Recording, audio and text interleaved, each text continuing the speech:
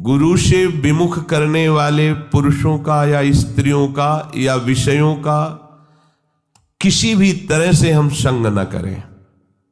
पहली बात, आराध्य देव गुरुदेव के वचनों में अविश्वास पैदा कर दे, हमारी भक्ति को बाधित कर दे, चाहे वो स्त्री शरीर हो, चाहे वो पुरुष शरीर हो, चाहे वो कोई विषय ही क्यों ना हो, हमें उससे संपर्क नहीं रखना।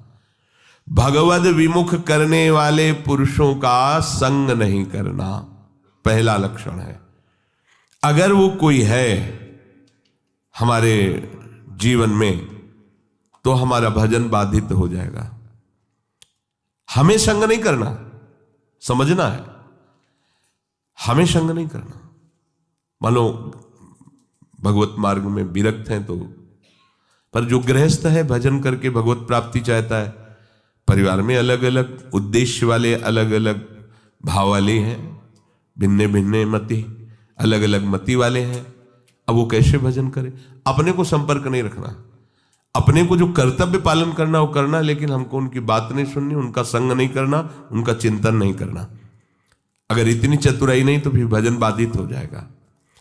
जासे होए स्नेह राम पद एतो मतो हमारो, जिससे प्रभु के चरणों में प्रेम हो, यह सबसे बड़ा मत है। गोस्वामी तुलसीदास जी कह रहे हैं हमारे आराध्य देव गुरुदेव इनमें अश्रद्धा पैदा करवा दे।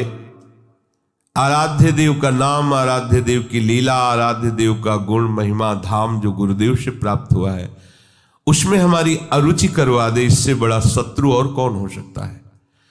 क्योंकि लौकिक शत्रु तो हमारे देह को नष्ट कर देगा, लेकिन ये शत्रु तो हमारे आराध्य देव के संबंध को ही नष्ट कर रहा है, ये तो हमारे परमार्थ को ही नष्ट कर रहा है। सबसे पहला इन 20 विघ्नों में आराध्य देव गुरुदेव के प्रति अश्रद्धा अरुचि पैदा करवा दे। ऐसे बहिर्मुख कुसंगी का संग नहीं करना, चाहे वो स्त्री शरीरधारी हो, चाहे वो पुरुष शरीरधारी हो, या कोई विषय ही क्यों न हो। जिस विषय के सेवन से आराध्य देव गुरुदेव के प्रतिकूल आचरण बन जाए, हमें वो विषय सेवन नहीं करना। ये वृत्ति नहीं होनी चाहिए।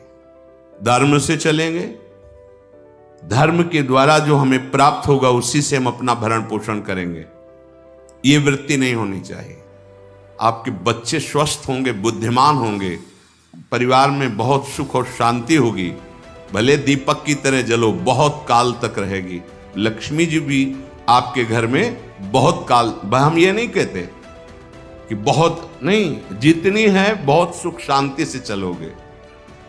अगर लोलुपता करोगे, हिंसा, छल कपट, व्यभिचार, चोरी, ऐसे धन आ जाए, वो आएगा, लेकिन वो हाइलोजन की तरह आएगा, एकदम प्रकाश और फ्यूज, बिल्कुल अंधकार करके जाएगा। देख लेना, तुम्हारे जो सुख के हेतु हैं, तुम्हारा शरीर, तुम्हारे बच्चे, तुम्हारी पत्नी, तुम्हारा परिवार, उसको देख के तुम रात दिन जलोगे बिना आग के।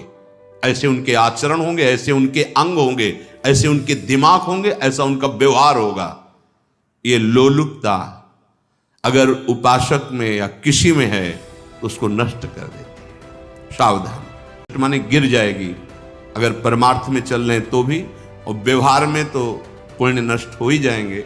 बुद्धि गिरी हुई तभी ऐसी बात होती है। और यह दोष बहुतायत है, ये बहुत प्रभावशाली है। अपनी बड़ाई मारना, इसको देख लो, पकड़ो, सत्संग है। अपने मुख से कभी अपनी बड़ाई ना करना। अगर कोई अपने मुख से अपनी बड़ाई करता है तो उसके सुकृत नष्ट हो जाते हैं, बुद्धि भ्रष्ट माने गिर जाती, पतित हो जाती है, फिर निर्णय ठीक नहीं। अगर हमारा सारथी, हमारा ड्राइवर मूढ़ हो तो कहीं भी हमको गिरा देगा, तो वो बुद्धि भ्रष्ट मतलब गिर जाती है, निर्णय करने लायक नहीं रहती। अपनी प्रशंसा अपने मुख से कर।